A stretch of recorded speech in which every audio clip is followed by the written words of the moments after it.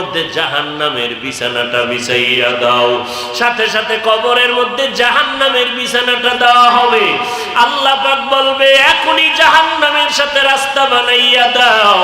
কবরের মধ্যে জাহান্নামের আগুন একটা না দুইটা না 70 থেকে 99টা সাপ কবর এসে ভরে যাবে। আল্লাহ তাআলা কবরের মাটিকে ডেকে বলবেন, এরে কবরের মাটি, এই গুনাহগার নাফরমানকে দুই পার্শ্ব থেকে জোরে জোরে চাপ দাও। এত জোরে চাপ দিবে পাঁজরের হাড়গুলো চুরমার হয়ে যাবে। ওই নাফরমানের চিৎকারের আওয়াজ দুনিয়ার সবাই শুনবে, মানুষ আর জিনেরা শুনবে না। এরে নাফরমানের কবরে আযাবের খবর কুকুর দেখে, গরুয়ে দেখে, ওরা আওয়াজ পায়। এই জন্য দেখবা কবরের দিকে তাকাইয়া কুকুর অনেক সময় ঘেউ ঘেউ করে চিল্লায়, কারণ ওরা কবরের আযাব ডাইরেক্ট দেখতে পায়।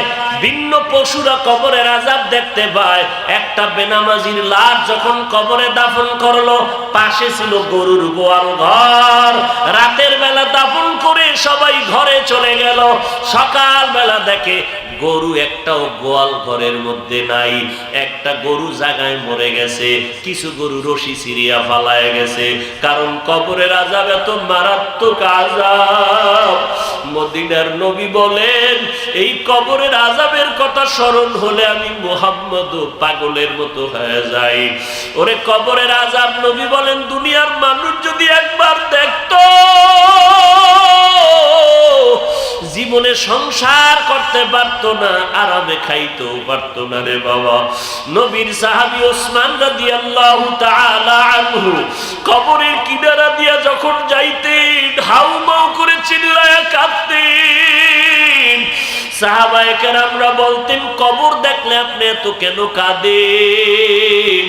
ওসমান রাদিয়াল্লাহু তাআলা আনহু বলেন, মানুষ মরণের পরে প্রথম ঘাঁটি হলো অন্ধকার কবর।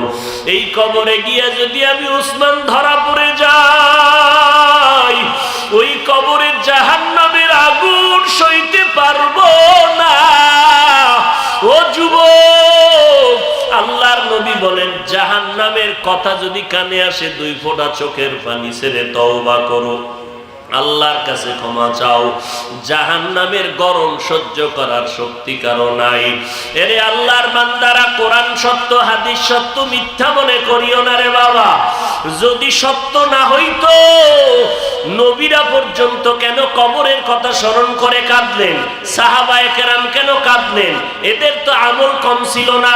তাহাজ্জুদ, ইশরাক, আওয়াবিন, তেলাওয়াত, জিকির, আজকার, তাকওয়ার অভাব নাই। এরপরে আবু বকর নামাজে দাঁড়ায় দাঁড়ায় কান্না করেন, ওমরে ফারুক কান্না করেন, হযরত আলী কান্না করলেন, জীবনটা কাটায় দিলেন কান্না করিয়া। এরে আল্লাহর বান্দা, নবী বলেন, ইবকু ওয়া ইল্লাম তাবকু ফাতাবাকু। তোমরা বেশি করে কাঁদো, যদি কান্না না আসে কান্নার বাহানা করো, তাতেও সওয়াব হবে। কারণ দুনিয়ার ঘরে আগুন লেগে গেলে পানি ছাড়া যেমন ওই ঘরের আগুন নিভানো অসম্ভব, গুনার কারণে যদি কবরে জাহান্নামের আগুন জ্বলিয়া থাকে, একটু চোখ দুইটা বন্ধ করে দেখো। আমাকে সবাই মাওলানা বলিয়া কত সম্মান দিয়ে চেয়ারে বসাইলো, অথচ আমল নামার দিয়ে তাকায় দেখলাম আমার মতো জাহান্নামী এই ময়দানে আর কেউ নাই। আমার গুনার কারণে দিলটা পাথরের মতো শক্ত, চোখে পানিও নাই। ওরে আল্লাহর বান্দারা, ডানে বামে যদি কান্নাওয়ালা কাউকে পাও, হাতটা বাড়াইয়া দোয়া নাও। কান্নাওয়ালার দোয়া খালি ফেরত যাবে না। ওই চোখের পানি জাহান্নামের আগুন ঠান্ডা করে দিবে। অতএব নবী বলেন, কাঁদো, যদি কান্না না আসে কান্নার বাহানা করো, তাতেও সওয়াব। আল্লাহকে মনে মনে ডাকো আর বলো, হে মালিক, এই ময়দানে কেউ জানে না আমি কত বড় গুনাহগার, আপনি জানেন। আমার মা বাবা, স্ত্রী, পরিবারের কেউ জানে না আমি কত বড় অন্যায়কারী। ও আল্লাহ, আপনি অন্যায় করার পরেও রাগ করিয়া পানি বন্ধ করেন নাই, বাতাস বন্ধ করেন নাই, খানাও বন্ধ করেন নাই। আজকে ময়দানে হাজির হয়েছি রে মাওলা, আমরা তওবা করতেছি, আর গুনাহ করব না, আর নামাজ ছাড়বো না, বেপরদায় চলবো না রে আল্লাহ। আয় আল্লাহ জবান দিয়ে মিথ্যা বলবো না, গীবত শিকায়াত করব না, আর নবীর তরিকার বাহিরে চলবো না, মা বাবারে কষ্ট দিব না, ওলামায়ে কেরামের বিরুদ্ধে যাব না, দেশ ও জাতির বিরুদ্ধে ষড়যন্ত্র করব না রে আল্লাহ। গুনাহ নিয়ে কবরে যেতে চাই না। একদিন তো মরণের ডাক আসবে, কখন আসবে জানা নাই। সন্তানেরা বাবা বলে ডাকবে, জবাব দিতে পারবো না। ওই সাদা কাফনে ঢুকার আগে চাই জীবনটা যেন পবিত্র বানাইতে পারি, কারণ বেগুন গুনাহগার হইয়া বেনামাজি অবস্থায় গুনাহ নিয়ে কবরে যেতে চাই না রে আল্লাহ। ওই কবরে আযাব সহ্য করতে পারবো না। মরণটা যেন গুনাহমুক্ত অবস্থায় নামাজের হালাতে হয়, রোজার হালাতে হয়, তেলাওয়াত অবস্থায় হয়, আল্লাহর নামের জিকিরের হালাতে যেন মরণটা হয়। ও আল্লাহর বান্দারা, দিলটা নরম করে তওবা করো। আরে দুনিয়াতে কিছুই না, এখনই যদি মরিয়া যায়, স্ত্রী অন্য স্বামী নেওয়ার ফিকিরে চলিয়া যাবে, সন্তানেরা আপনরা মরণের খবর আসলে বন্ধুটা চলিয়া যাবে, আর খবর নিবে না। আমার সন্তানেরা আমাকে ভুলি আমার সম্পদ নিয়ে ভাগাভাগিতে পড়িয়া যাবে। ও সন্তানেরা, ও সন্তানের বাবারা, ও পর্দার আড়ালের মা বোনেরা, দুনিয়াটা কিছুই না রে মা, দুনিয়ার রং তামাশা কিছুই না, কিসের বাড়ি গাড়ি, কিসের টাকা পয়সা, একমাত্র আমার আল্লাহই আপন। ওই মায়ের গর্ভেও দেখছি আমার আল্লাহ আপন। দুনিয়াতে হায়াতের মালিক আল্লাহ, রিজিকের মালিক আল্লাহ, ইজ্জতের মালিক আল্লাহ। আবার যেদিন মরণ হয়ে যাবে, ওই অন্ধকার কবরে আমার আপন কেউ যাবে না। ওই কবরে আমার একমাত্র থাকবে আপন আমার আল্লাহ। অন্তর যদি ভালো থাকে, এখনো যদি আল্লাহর মোহাব্বত থাকে, তওবা করে মাথা নত করো, 2 ফোঁটা চোখের পানি ছাড়ো, আর আল্লাহর কাছে ক্ষমা চাওয়ার অন্তর দিয়া বলো, আল্লাহ গো, আর নামাজ ছাড়বো না, বেপরদায় চলবো না, নবীর তরিকার বাহিরে চলবো না, আর হারাম খাবো না, আর ওলামাদের বিরুদ্ধে যাব না, আর মা বাবারে কষ্ট দিব না। এই ময়দানে এমন আল্লাহর আশেক পাগলেরা আছেন যাদের মা নাই, বাবাও নাই। এই মহামারী করোনায় অনেকে মা হারাইয়া অনেক অসহায়ের মতো কান্না করে, অনেকে বাবাকে হারাইয়া এতিমের মতো কান্না করে, অনেকে বাবা বাবা বলিয়া যখন ডাক দেয়, যার বাবা নাই তার কলিজাটা ভেঙে যায়। আরে আমার বাবা তো এমন কোন রাত নাই টেলিফোন করে খবর নেয় নাই, এমন একটা রাত নাই যে মা টেলিফোনে খবর নেয় নাই। রাতের বেলা অসুস্থ বিছানায় পড়িয়াছিলাম, আমার আত্মীয়, আমার সন্তান, আমার স্ত্রী পর্যন্ত ঘুমায় যাইত, কিন্তু গভীর রাত্রে দেখতাম আমার মা ঘুমায় না। ওই অসুস্থ গভীর রাতে আমার মা সারা রাত বসে আমাকে পাহারা দিয়েছে। ও নিষ্ঠুর সন্তান, ওই বাবারে কেমন করে ভুলে গেছো, মাকে কেমন করে ভুলে গেছো। ওই মা বাবার চোখের পানির কারণে আজকে চেয়ারে বৈশা বয়ান করতেছি। ওই মা বাবার চোখের পানি আর দোয়ার কারণে আজকে সম্মানের চেয়ারে বসছো। টাকার মালিক, বাড়ি গাড়ির মালিক, আজকে ওই মাকে যারা ভুলিয়ে গেছো, বাবাকে ভুলে গেছো। ওরে মা বাবার যদি হাতের কাছে পাও, ওরে যার মা বাবা কবরে গেছে, তারা আল্লাহর কাছে কান্না করে ওই মা বাবার জন্য সূরা ফাতিহা, সূরা ইখলাস, দরুদ শরীফ পড়ে দোয়া করিও। আর যার মা বাবা বেঁচে আছে, এখনই যদি পারো বাড়িতে গিয়া মাকে বলিও, মা এই জীবনে তোমারে কত কষ্ট দিয়েছি, আজকে তুমি আমার মাথায় হাত দিয়া দোয়া করে দাও। যত মাঠে কান্না দেখলাম মা, অনেকে আমার ডানে বামে মোনাজাত দিয়ে কাঁদছে, আমার চোখে পানি আসে না কেন? মনে হয় আমার গুনার কারণে আল্লাহ বেজার। মা তুমি একটু মাথায় হাত দিয়া দোয়া করে দাও। মা যদি মাথায় হাত দিয়া দোয়া করে দেয়, সাথে সাথে আরশে আজিমে দোয়া কবুল হয়ে যাবে।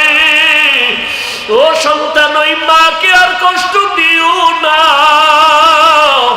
ওরে যার বাবা বেঁচে আছে বাবার কাছে গিয়া ক্ষমা চাইও।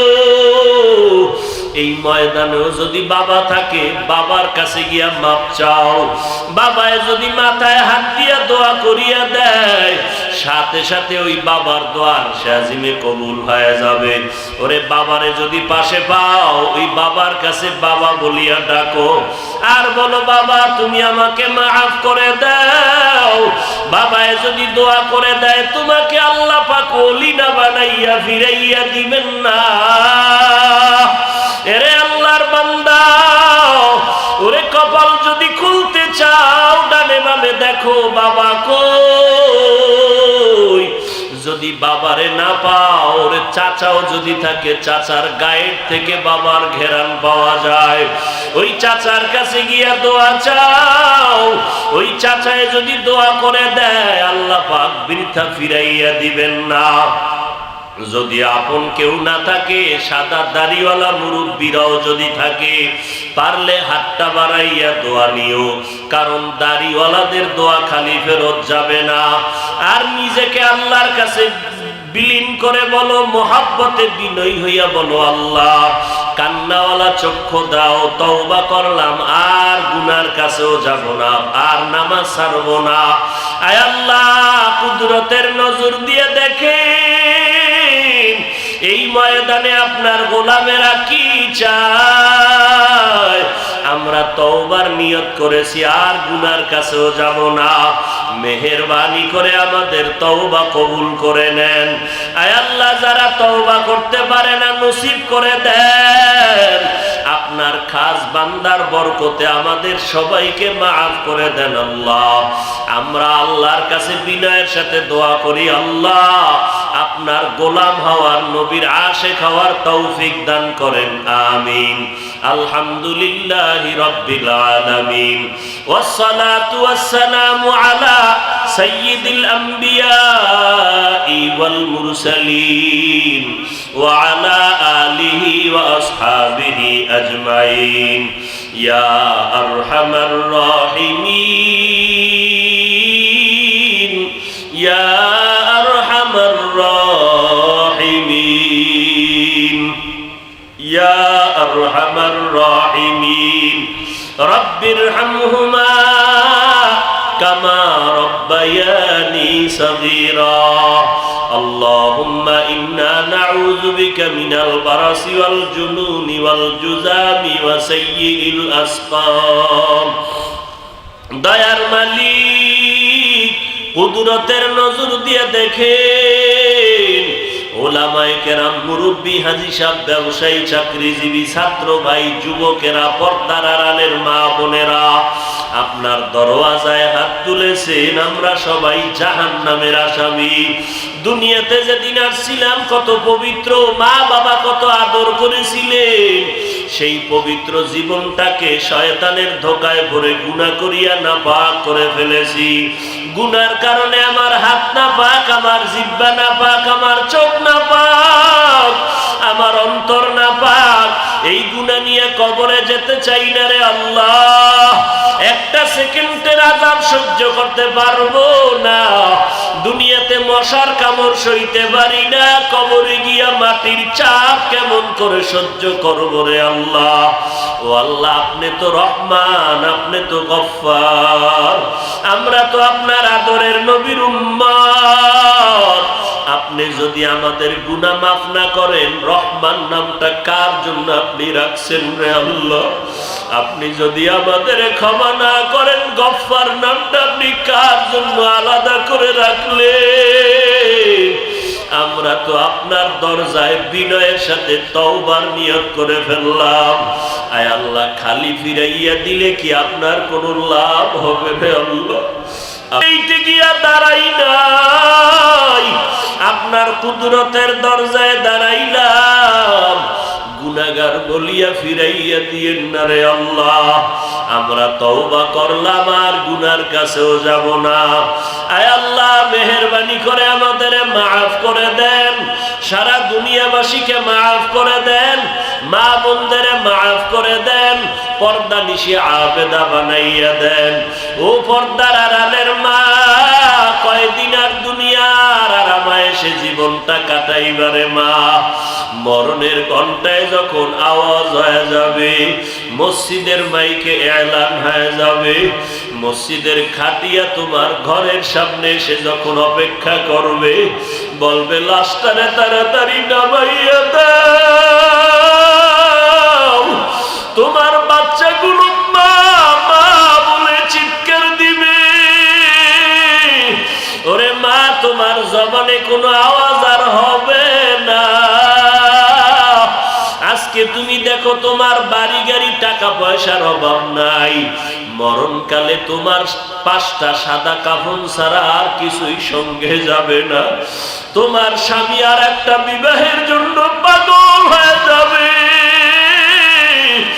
ও মা, কোন দুনিয়ার রং তামাশায় আল্লাহকে ভুলিয়া গেছো? মাওলার কাছে 2 ফোঁটা চোখের পানি ছেড়ে তওবা করো। আয় আল্লাহ, মা বোনদের মাফ করে দেন, প্রত্যেক মা বোনকে নেককার সন্তানের মা হওয়ার তৌফিক দান করেন। আয় আল্লাহ, আমার কলিজার টুকরা যুবকদের মাফ করে দেন। আয় আল্লাহ, মোবাইলের গুনাহের থেকে আমাদের হেফাজত করেন, মোবাইলের গুনাহের থেকে হেফাজত করেন, মোবাইলের গুনাহের থেকে হেফাজত করেন।